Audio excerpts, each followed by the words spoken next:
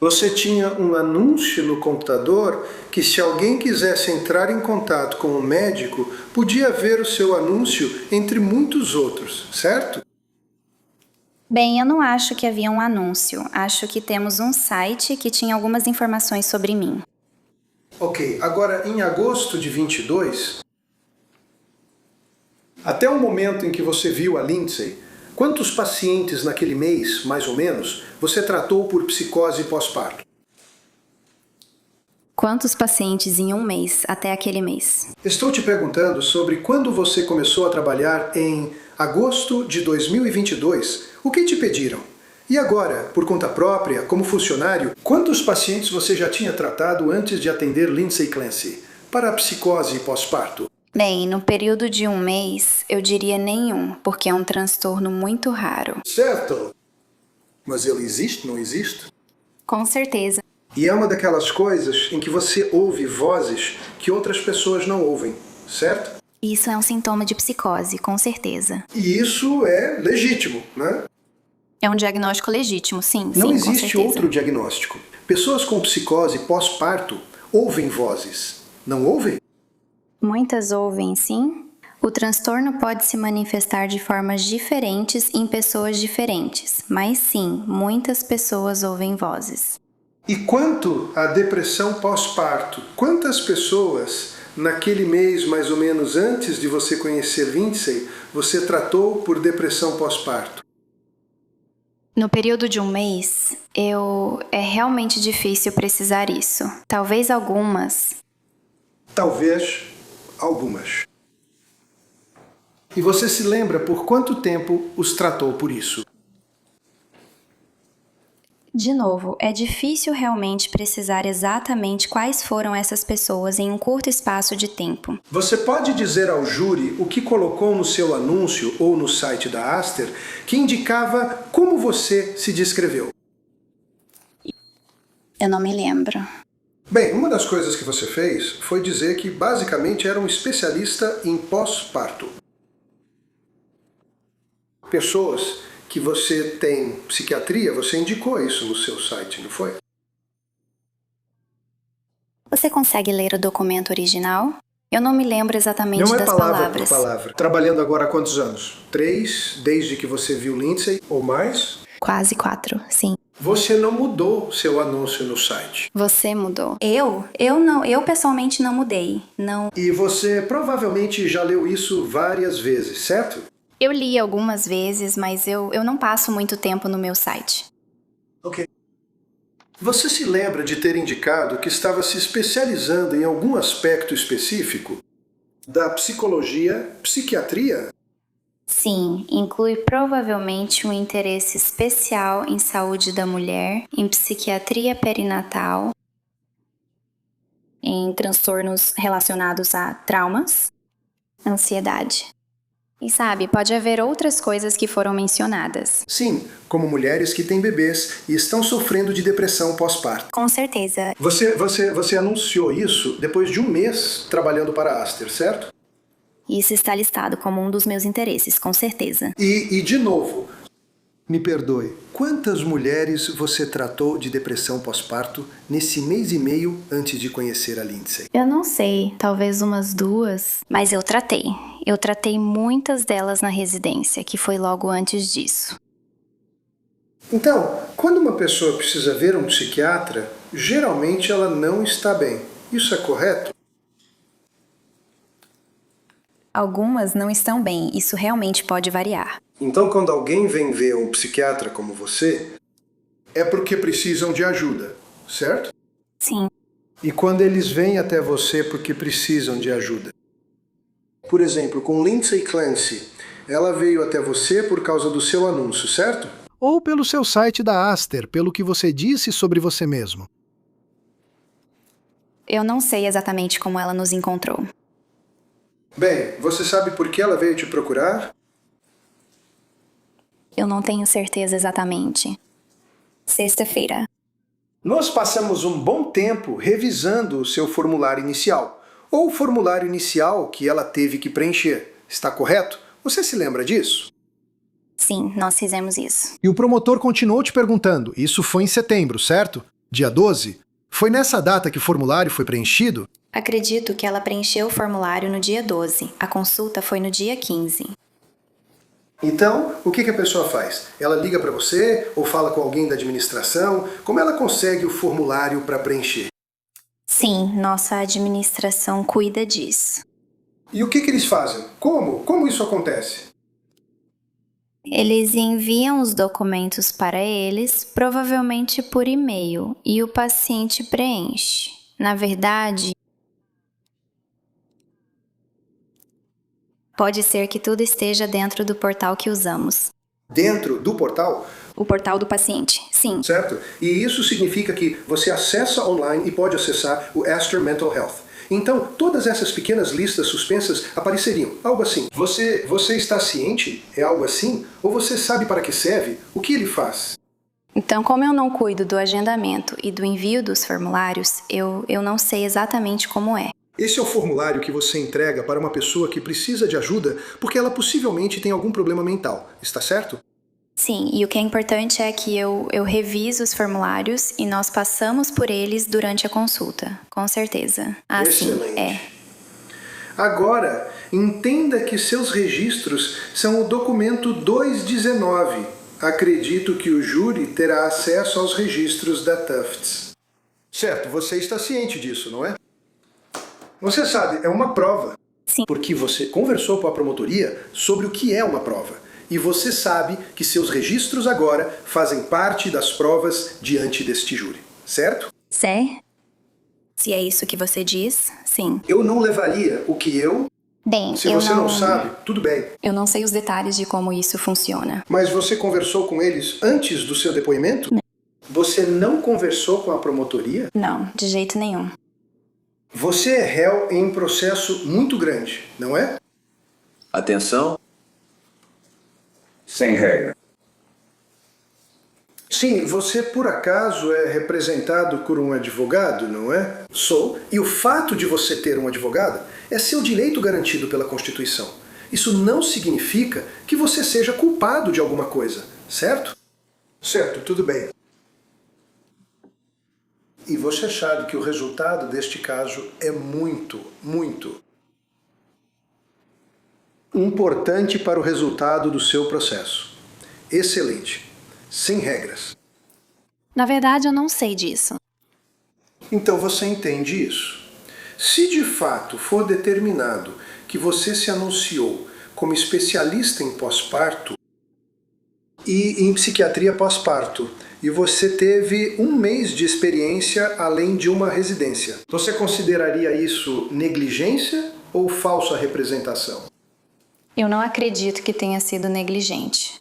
Você entende o que é essa falsa representação? Com 1 mês de experiência e sua residência, você realmente quer que este júri acredite que você era um especialista? Você já anunciou isso? Acho que não foi exatamente essa a expressão que usei. Acho que disse que era um interesse meu. Foi mesmo? Era isso? A resposta. Não, vai em frente. Bom, você respondeu. Eu só acho que a forma como foi dito é que é um interesse meu. Não acredito que me chamei de especialista. Você é especialista em pós-parto? Talvez eu seja, eu não sei. Acho que depende do que você define como especialista. Bem, Quando uma paciente vem até você e preenche o formulário, você concorda comigo que seus registros refletem aquele formulário que ela preencheu em 12 de setembro de 2002, certo? sim. E o formulário que o promotor analisou cuidadosamente com você é basicamente... Ele se parece mais ou menos com isso, certo? Isso é SS. Um dos formulários que você pede para as pessoas preencherem, certo? Certo, sim. Você consegue ver o pequeno sinal de verificação. Sim. Quem coloca o sinal de verificação ali? O paciente. Então, quantas páginas, porque eu não quero passar por todas as páginas de novo. Quantas páginas tem a visita? Quantas páginas Lindsay teve que passar para marcar as caixinhas para Esther? Eram muitas páginas. Foi muito? 10 ou 20? Sim, talvez entre 10 e 20. Ok. E basicamente são todas perguntas legais com caixinhas para marcar, correto? Não são só caixinhas. Não. Então a pessoa responde as perguntas digitando uma resposta, como: você tem algum problema legal pendente? Não, você já foi preso? Não, coisas desse tipo, certo? Essas são algumas das perguntas. E as perguntas. Além disso, eles perguntam ao paciente quais medicamentos ele estava tomando Sim, antes de ver você. sim, E Lindsay te disse que já usou o ISRS no passado, certo? sim. E ISRS significa o quê? Um inibidor seletivo da recaptação de serotonina. E isso é algo bem potente. É um tratamento eficaz para depressão e ansiedade. Bem, você sabe que isso afeta os níveis no cérebro, não é? Sim. Isso reconfigura o cérebro, né? Isso não reconfigura o cérebro. Ele aumenta a serotonina e muitas pessoas com depressão têm baixos níveis de serotonina. Então, Lindsay te contou que tinha recebido prescrição de um ISRS quando estava na faculdade de enfermagem, certo? Sim, Qual era o ISRS? Prozac. E por quanto tempo ela usou o Prozac? Eu não tenho certeza. Nunca perguntei. Eu provavelmente perguntei. Provavelmente perguntei, não é verdade? Vocês não têm um ditado que diz que se não está escrito, não aconteceu? Vocês fazem anotações detalhadas? Não fazem? É impossível anotar cada coisinha, cada coisa que é dita. Então eu anoto o que é clinicamente relevante. Clinicamente necessário, mas há muita coisa que é discutida durante uma hora que não dá para ser anotada.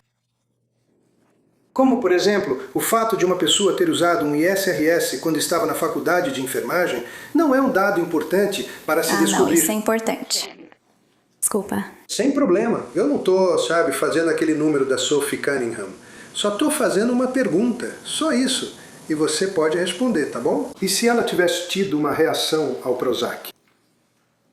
Eu perguntei para ela sobre o Prozac. Isso está escrito nas suas anotações? Sim. E o que ela disse? Quer dizer, ela disse que tomou por um período de tempo. Ela não mencionou nenhum efeito colateral.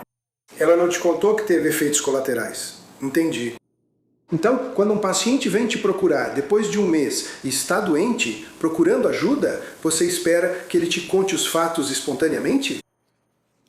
Ela me contou muita coisa. Ela sabia muito bem o histórico médico dela e conseguiu me passar essas informações. Como que ela estava na faculdade de enfermagem e tomava Prozac?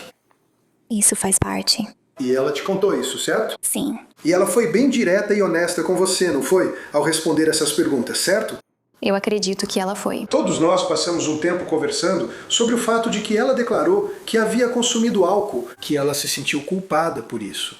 Você se lembra disso de sexta-feira? Nós falamos sobre isso por um tempo, não foi? Sim, isso foi um componente, sim. Quero dizer, isso é algo importante, certo? Sim. Qual era a bebida preferida dela? Eu não tenho certeza. Você já perguntou para ela? Eu não tenho certeza. Nós não estávamos preocupados com o nível de consumo de álcool dela. Bem, a resposta estava certa, não estava? Tudo bem, ele tem sim. Mais alguém? Doutor, espere pela pergunta. Tudo bem. E então, a mesma coisa. Vou pedir para o advogado esperar até você terminar sua resposta. Tudo bem. Pode prosseguir, Sra. Renton. Então é importante, doutor, para você, como médico, conhecer seu paciente. Em outras palavras, saber quem ele é. Sim. E você sabe que Lindsay era enfermeira, correto? Sim. Você sabe que ela se formou, obviamente, na faculdade, certo? Sim. Ela era uma boa aluna? Eu não me lembro. Você sabe quando ela se casou? Eu não me lembro desse detalhe Você específico. perguntou para ela? Eu não sei. Eu sabia que ela era casada. Ela tinha 3 filhos, né? Sim. E o motivo pelo qual você sabe que ela era casada é porque você falou com o marido dela, Patrick, certo? Ele compareceu. O que você fez? Desculpa? O que você... Ele compareceu a uma das consultas e eu falei com ele naquela data. Tudo bem. E você cumprimentou ele, e apertou a mão dele quando ele veio ao seu escritório? Foi por telemedicina. Foi o quê? Telemedicina. Telemedicina. É justo dizer que depois de o quê?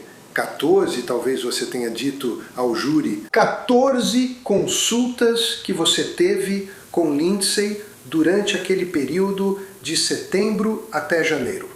Foram 14 consultas? Sim.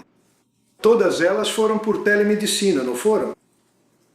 Sim. Até você entrar neste tribunal na sexta-feira, você nunca tinha visto esta mulher pessoalmente, tinha? Correto. Você já se preocupou com a saúde mental dela como pessoa? Com certeza. Ela estava chorando.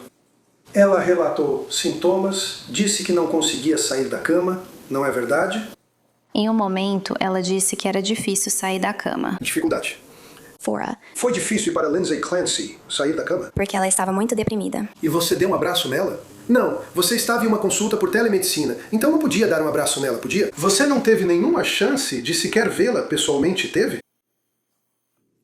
Eu podia vê-la. Sempre era uma consulta por vídeo. Eu não podia dar um abraço nela, mas isso, na verdade, não é algo que psiquiatras normalmente fazem com os pacientes. Imagino. Agora estou olhando para você e o banco das testemunhas está cobrindo metade do seu corpo, certo? Então eu não consigo ver da sua cintura para baixo, suas pernas, seus pés, suas mãos, nada disso. Essa é a mesma visão que você tem na telemedicina, certo?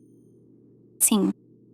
Não é justo dizer que você estudou e que aprendeu que existem manifestações objetivas que os pacientes podem ter? Isso seria como um sinal, como se você estivesse jogando pôquer e tivesse um sinal. Isso seria um indício de que eles estão estressados ou emocionalmente perturbados, certo? Sim. Como torcer as mãos, certo? Sim. Você conseguiu ver se ela torcia as mãos quando você... Estava em consulta por telemedicina? Acho que não. Não me lembro de ter visto as mãos dela. Você se lembra? Sabe como as pessoas sentam e ficam balançando a perna porque estão passando por algum tipo de estresse emocional? Você nem conseguia ver as pernas dela, conseguia? Eu não conseguia ver as pernas dela, mas eu sabia que ela estava sob estresse. Então, quando ela veio até você, 15 de setembro, acredito que foi a primeira vez que vocês realmente discutiram sobre a condição dela, correto? Sim. E olhando para os prontuários médicos que o júri poderá analisar, está escrito data da visita, 22 de setembro. E você pode conferir, pode olhar junto comigo se quiser. Indica por que ela veio te ver, certo? Sim. Sam? Sim. Tudo bem. Por que ela foi te procurar? Eu não estou adivinhando nem especulando. Esqueça a TV.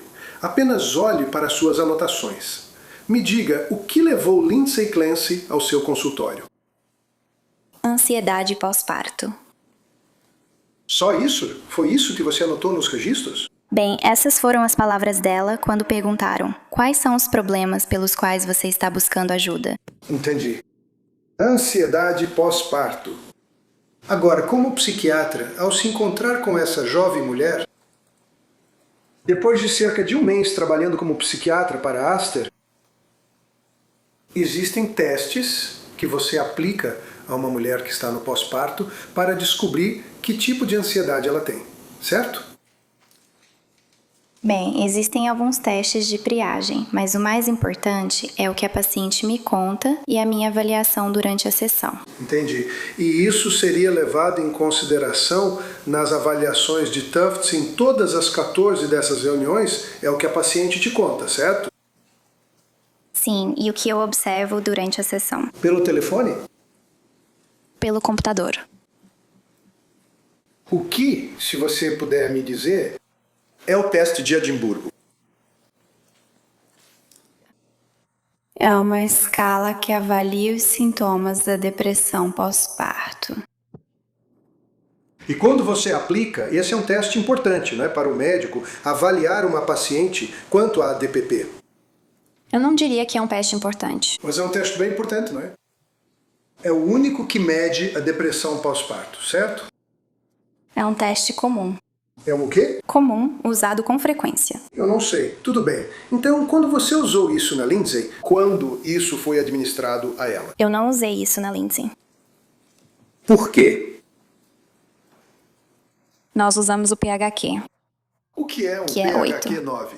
É um formulário de triagem para depressão. Isso é como transtorno de ansiedade generalizada, depressão em geral, não tem nada a ver com uma mulher sofrendo de depressão pós-parto, tem? Eu discordo. Bem, você concorda que pessoas que talvez saibam um pouco mais do que você determinaram que a escala de Edimburgo é a escala apropriada para ser aplicada a uma mulher grávida ou no pós-parto? Acolhida quanto à forma. Você está familiarizado com a escala de Edimburgo, certo? Já ouvi falar? E você pode me explicar como ela é pontuada? Não, eu não posso. Há 30 perguntas nela, não é? Eu não uso essa escala, então não sei quantas perguntas tem. Então, a escala de Edimburgo, você sabe que o ponto de corte para alguém que está deprimido na condição de pós-parto seria 15. Qualquer coisa acima disso, eles estão em depressão severa. Ok.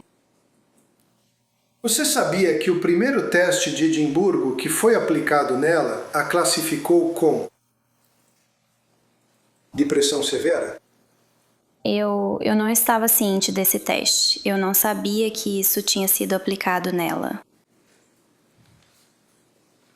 Bem, você sabe disso, exceto pelo Prozac que ela tomou quando era enfermeira, com 23 anos de idade.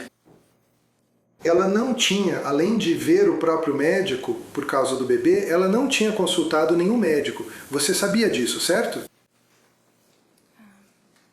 Eu não sabia exatamente qual médico ela consultava. Acho que nós, perguntamos sobre seu médico de atenção primária. Mas ela não relatou nenhum outro problema médico para o qual estivesse em tratamento. Então, é importante para a doutora Jennifer Tufts saber se um paciente que está vindo até você em busca de ajuda tem um histórico médico prévio além do que ele possa te contar? Bem, quando os pacientes conseguem falar por si mesmos e compartilhar seu histórico médico, nós confiamos no que eles nos contam. Na sua opinião, ela conseguiu falar por si mesma quando veio te procurar e você a avaliou em setembro? Com certeza. E em outubro? Sim. E novembro? Sim. E dezembro? Sim. E você concorda que seus registros médicos mostram que durante esse período em que ela estava piorando, foi usada a palavra deteriorando na sexta-feira, não é verdade? Então não. Não, então. Você usou a palavra deteriorando na sexta-feira, não usou? Ela estava um pouco pior em certas consultas. E a palavra deteriorando, que não foi a minha escolha de palavra, está na anotação porque eu tive que selecionar essa opção. Por quê? Você tem algum tipo de programa em que precisa marcar a caixa e selecionar no menu suspenso. Você não pode pegar uma caneta e escrever algo sobre um paciente. Há certas partes da anotação onde eu posso escrever o que eu achar necessário, mas esse aspecto específico da anotação é um botão, onde você precisa clicar em uma das 3 opções. Então, quando o júri estiver analisando seus prontuários médicos, uma das coisas que eles vão ver é isso. Quando você se encontra com o paciente, você tem um formulário que você preenche onde diz: se você sentir que vai se machucar ou machucar outra pessoa, certifique-se de ir para o pronto-socorro, certo? Sim. Se você tiver qualquer vontade de se machucar ou machucar outras pessoas, vá até o pronto-socorro mais próximo. Isso aparece em toda consulta com o paciente, certo? Sim. E indica que, se necessário, ligue para a linha de prevenção ao suicídio e apoio em crise. Se você sentir que está em crise, pode enviar uma mensagem com a palavra HOME para um determinado número a qualquer momento. O que é uma linha direta de prevenção ao suicídio? É o número de telefone que pacientes em crise podem ligar e falar com um conselheiro treinado. Agora, você concorda comigo que um psiquiatra não é conselheiro? Disso não há dúvida, certo? Bem, um psiquiatra tem treinamento em terapia, assim como em medicina. Você fez algum tipo de terapia com Lindsay Clancy? Havia alguma terapia incorporada nas nossas sessões, mas nós fizemos. Oferecendo apoio emocional, ouvindo. Calma, calma, todo mundo. Ela pode sim. Faça a pergunta. Vamos deixar ela terminar. E depois você pode fazer qualquer pergunta que quiser. Vá em frente, doutora.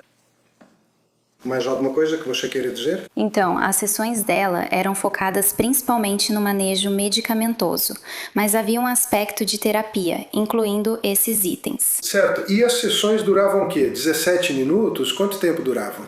De 5 a 30 minutos. Então, de 25 a 30 minutos por vídeo, e você ficava de frente para a tela da TV com ela durante os 25 minutos completos? Sim. E isso não está anotado nos seus registros. Diz 17 minutos em todos os registros, não é? Então, se você olhar com atenção, diz que o componente terapêutico foi de 17 minutos. Não diz que a duração total é de 17 minutos. Então, o que você faz quando está tentando oferecer terapia como psiquiatra para um paciente que veio te procurar? O que você faz? O que você faz com ela? Depende da pessoa. Bem, e quanto a Linda Clancy? O que você fez na terapia com ela? Eu ouvi ela, ouvi as preocupações dela e ofereci apoio. Eu tentei dar esperança de que, com o tempo, as coisas melhorariam. Então você ouviu ela, você ouviu as preocupações dela e você concordaria comigo que as preocupações dela eram, por exemplo, que ela realmente não conseguia dormir. Essa é uma das preocupações dela, certo? Ela estava tendo muita dificuldade para dormir. Na reunião de 15 de setembro, você indicou que o humor dela estava bem, mas o afeto estava ansioso. E você chamou isso de incongruente. O que isso significa?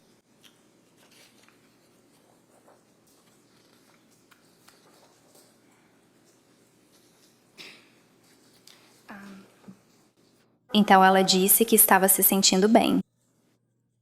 Ela parecia ansiosa e também afirmou que estava ansiosa. Então, uma das coisas que você falou na sexta-feira é que quando um paciente se apresenta com algo incongruente, eu não me lembro, talvez a aparência, isso significaria que eles estão dizendo eu estou bem, mas eles não parecem estar bem, certo? Bem, pode ser. Eu não acho que o afeto dela e o humor estavam realmente tão incongruentes naquele momento. Eu acho que ela não parecia estar terrivelmente deprimida.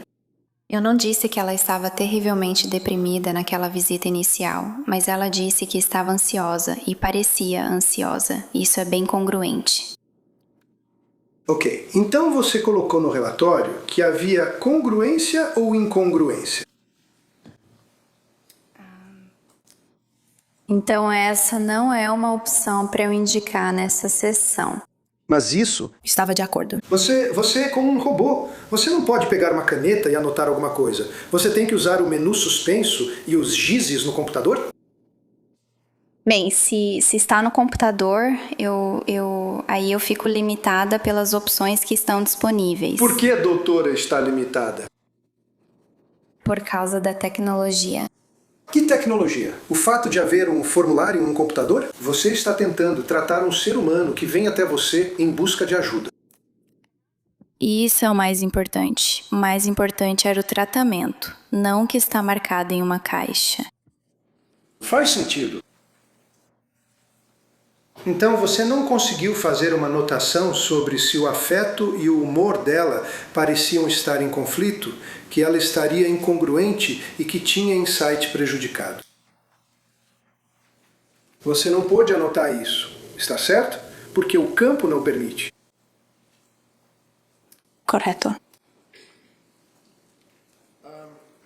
Então, basicamente, ela está te dizendo que eu estou bem. Bem, na verdade, quando ela veio, você sabia que ela nunca viu, fora a época da faculdade de enfermagem, ela nunca tinha consultado um psiquiatra, e isso foi só por uma semana, quando ela tomou Prozac na faculdade de enfermagem porque tinha medo de falar em público.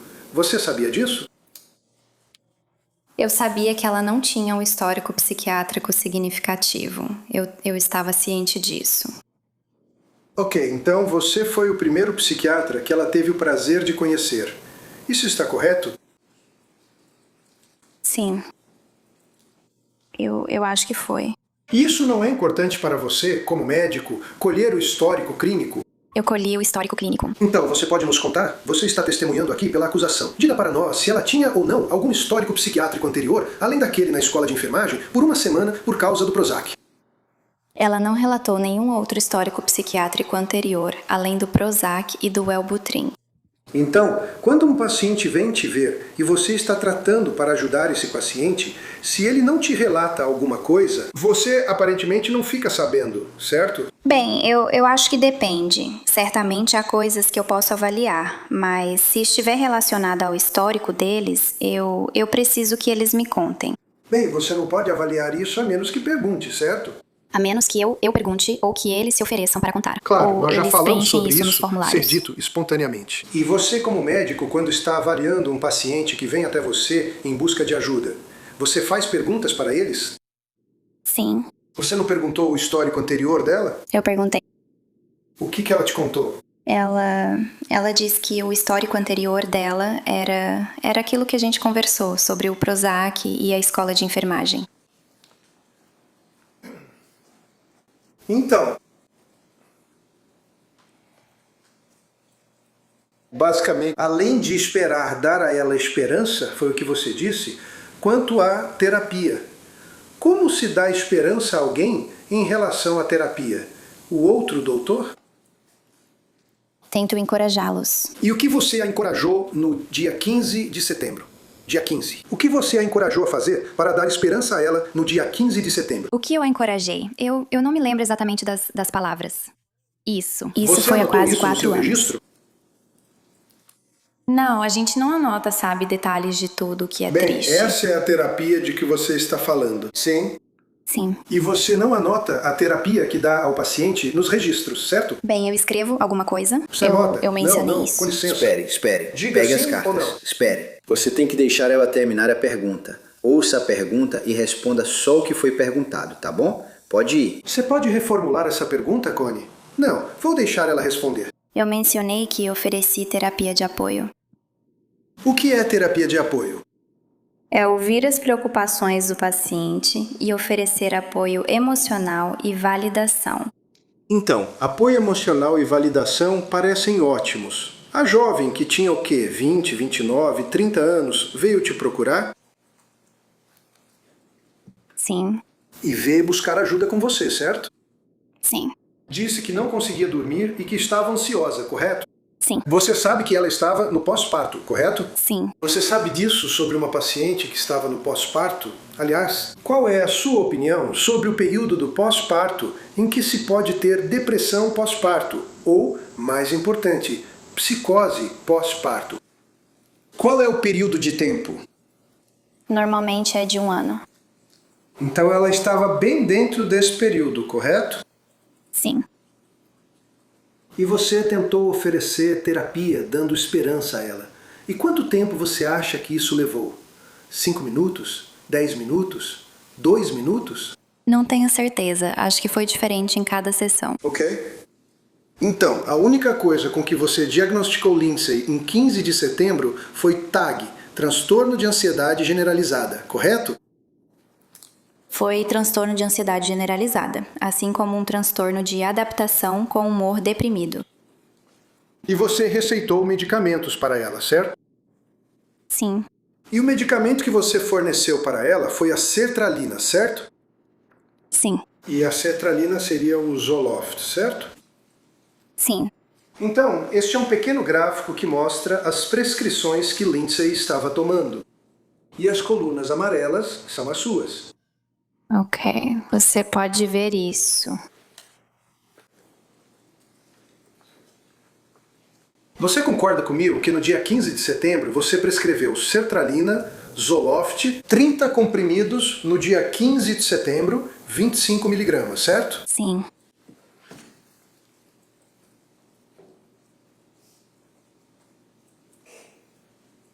Você já leu o site da sertralina? O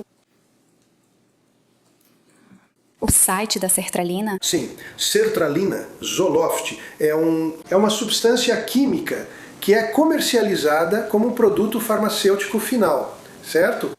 Sim. Certo? Sim. É um comprimido, certo? Sim. E como dissemos, é um comprimido de ISRS, correto? Sim. Você sabia que o Zoloft não é indicado para ansiedade generalizada? Por quê? Por que você receitou o Zoloft para ela? É um medicamento muito eficaz para o transtorno de ansiedade generalizada. Então você está familiarizado com a bula do Zoloft, correto? De modo geral. De modo geral. Você está ciente do que o fabricante do Zoloft indica que ele pode ser usado para tratar?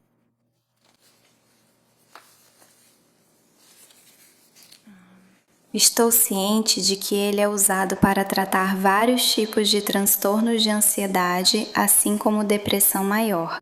Então, quando Lindsay veio te procurar, você sabia que ela tinha parado de amamentar o filho? Certo? Não na época da primeira consulta dela. Quando ela parou de amamentar? Em outubro. Algo por volta dessa época.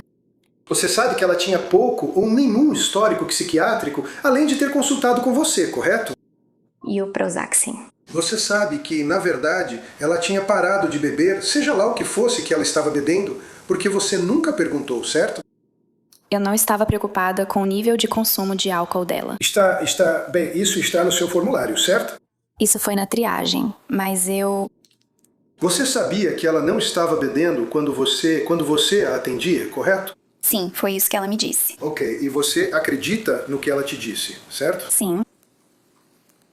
Então, quando ela te vê, ela não está tomando nenhum medicamento psiquiátrico, ou seja lá como se chamem esses remédios, certo? Ela não estava tomando nenhum medicamento. Correto. E ela tinha parado de beber qualquer coisa, seja lá o que fosse, certo? Eu não tenho certeza de quando ela parou completamente de beber, mas sim. Você não sabe quando ela começou, quando ela parou, o que ela bebia, sabe? Bem, eu não estava preocupada que ela fosse Então isso é um alcoólatra. sim ou não? Você tinha alguma ideia? Porque passamos muito tempo na sexta-feira falando sobre a culpa dela e sobre o fato de ela ter bebido álcool. Você não sabe o que ela bebia, quando ela começou, quando ela parou, sabe? Eu sei alguns detalhes sobre o uso de álcool dela, mas no geral era tudo muito vago. Quais eram os detalhes, então? Me diga quais eram os detalhes. Tem aquela caixinha que foi marcada. Quais outros detalhes havia? Que ela bebia de 1 a 2 vezes por semana. 5, de 1 a 2 doses, 5 vezes por semana. E você não sabe o que era? Você não faz ideia, né? Eu acho que ela mencionou em algum momento que era calmante. Era algo que ajudava. Tava molhado e... Desculpa, eu vi. Calmante. Ok, então pra ela não era pra entorpecer. Era como, tentar entorpecer alguma coisa, eu acho, né? Essa é uma forma de dizer isso. Quer dizer, você já tratou, imagino, veteranos que tinham um transtorno de estresse pós-traumático, certo? Sim. E você concorda comigo que muitas vezes, quando as pessoas têm transtorno de ansiedade ou TEPT, ou seja qual for o caso, elas tentam anestesiar seus sentimentos? Isso procede? Às vezes elas fazem isso. E às vezes elas usam álcool, certo? Às vezes elas fazem isso. Mas a gente não sabe sobre o uso de álcool, então nem saberia se tivesse lá, né? Eu não achei que isso fosse relevante para ela. Então, com tudo isso, bem, com essa informação, você então prescreveu Zoloft para ela, correto? Sim. Você explicou os efeitos colaterais do Zoloft, sertralina, imagino, para ela, certo? Sim. Você disse para ela que um dos efeitos colaterais conhecidos são pensamentos suicidas, ações suicidas e ideação suicida? Bem, isso é especificamente em crianças, então acho que não mencionei isso porque não era relevante. Bem, na verdade não. Ideação suicida e ideação homicida, existe um alerta de caixa preta no Zoloft, junto com outros ISRS, certo? menores de 18 anos, crianças e adultos mais jovens do que Doutor, me Lindsay. desculpe. Você pode apenas ouvir minha pergunta e responder sim ou não? Existe um alerta de caixa preta no Zoloft? Sim, Tudo bem.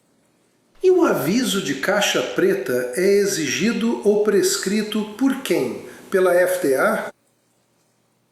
provavelmente. Provavelmente.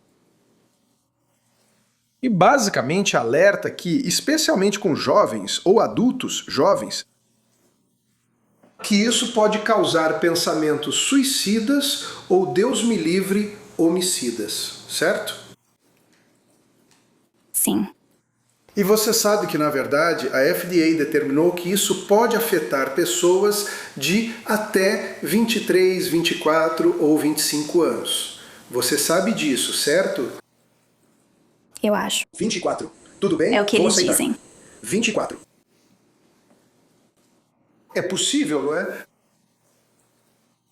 Que os ISRS que entram no cérebro de uma pessoa afetam alguém que é 3 ou 4 anos mais velho do que a FDA. Limite para ideação suicida ou ideação homicida. É possível? Há muito desenvolvimento que acontece no cérebro entre idades até os 24 anos e mais perto dos 30. O cérebro está totalmente maduro após os 24 anos. Então, ele é menos vulnerável do que em uma pessoa mais jovem. Então, com 24 anos, você está sugerindo como limite, você está sugerindo ao júri que um medicamento que aumenta o risco de suicídio em um paciente de 24 anos não pode aumentar o risco de suicídio em um paciente de 29 ou 30 anos? Só um pouco?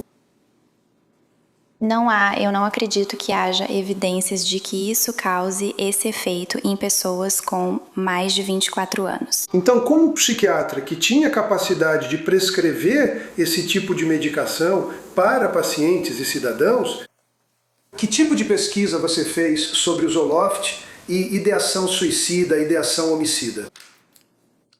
Recebi um treinamento extenso sobre ISRS e ideação suicida durante minha formação. Em Vermont, em Boston, sim. Certo, então em Vermont foi quando você conseguiu o seu diploma de medicina, certo? Sim. E em Boston foi quando você era residente, certo?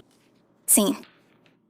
E você tinha certificação oficial em psiquiatria geral, certo? Sim. Você pode ter uma certificação em uma subespecialidade, certo? Existem algumas subespecialidades, sim. Certo. E algumas dessas subespecialidades lidam com o pós-parto, com mulheres que estão grávidas, têm bebês e apresentam sintomas psiquiátricos. Não existe certificação oficial para psiquiatria perinatal ou reprodutiva. Bem, há várias disciplinas que eu reconheço que poderiam ser adicionadas. Por exemplo, na Escola de Medicina de Harvard há um evento anual. Uma aula ou simpósio, se preferir, sobre o pós-parto. Você já participou disso? Não, senhor. O que você fez para pesquisar ou aprimorar sua formação? Eu entendo que você fez faculdade de medicina e que foi residente. Ok. Programas? Educação continuada? Quantos simpósios você participou desde que obteve a autorização para prescrever esses medicamentos para as pessoas? Eu não participei de nenhum simpósio. Você participou de alguma coisa? Eu não participei, mas li bastante por conta própria de pesquisas e diretrizes sobre essa área da psiquiatria. Você explicou isso a Lindsay porque uma das coisas que vocês sempre se preocupam é com o que chamam de consentimento informado, certo? Sim. E o que é consentimento informado? O que isso significa? Significa no sentido que médico, assim como na rua ou algo assim. Explicar ao paciente os riscos e benefícios do tratamento e possíveis alternativas. E garantir que o paciente entenda o que você está dizendo. Agora, quando você estava falando sobre a sintomatologia ou quando estava falando sobre os efeitos colaterais do Zoloft, um dos efeitos colaterais do Zoloft é, e eu cito, dificuldade severa para dormir, certo? Sim.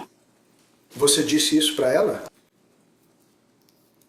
Bem, a insônia está listada como um efeito colateral. Não. Não. Você já disse sim. Você sabe disso. Só quero saber se você disse para ela que o Zoloft tem como efeito colateral causar sérios problemas para dormir. Só isso.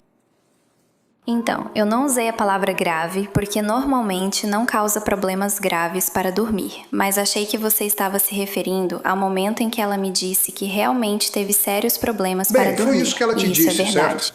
Que ela teve sérios problemas para dormir, não foi? Ela me disse... Sim, sim. E você sabe que um dos efeitos colaterais do Zoloft é, digamos, problemas para dormir. Você sabe disso, né? Sim. Sua resposta é sim.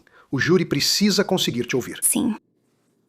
E por que você prescreveria Zoloft para uma jovem que está no pós-parto, que está vindo até você com ansiedade, dizendo que não consegue dormir? Ela está com todos esses sintomas. E você prescreve um medicamento que tem como efeito colateral dificuldade para dormir?